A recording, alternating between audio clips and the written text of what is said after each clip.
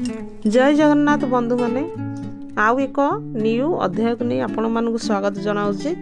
Uncles kitchen तरफ आपण मान स्पेशल आउ एक रेसिपी मु नहीं आसी। आज मु बने फूलकोबी घुगुनी।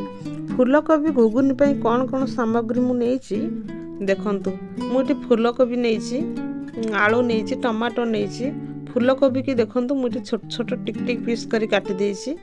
ये पियाज नहीं, रसुण नहीं, कंचा लंका नहीं, अदा नहीं, गोलमरीच नहीं, जीरा, स्टार नट, गरम मसला, टमाटो, आलू नहीं। आलू को भी मु टिक टिक करी काटी देछि। एई सब सामग्री को नहीं आज बनैबी बंधाकोबी घुगुनी।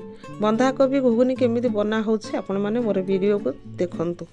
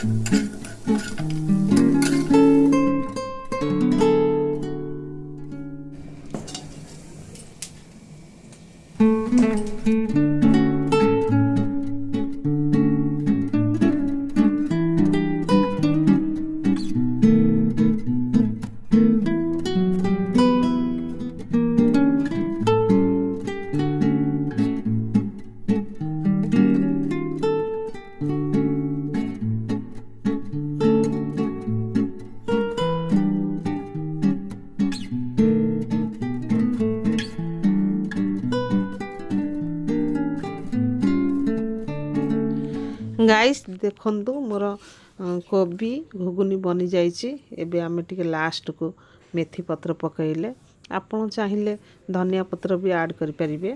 एबे आमे प्लेटिंग कर दबा।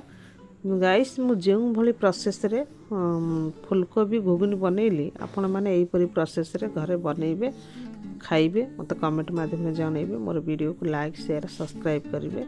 जय जगन्नाथ।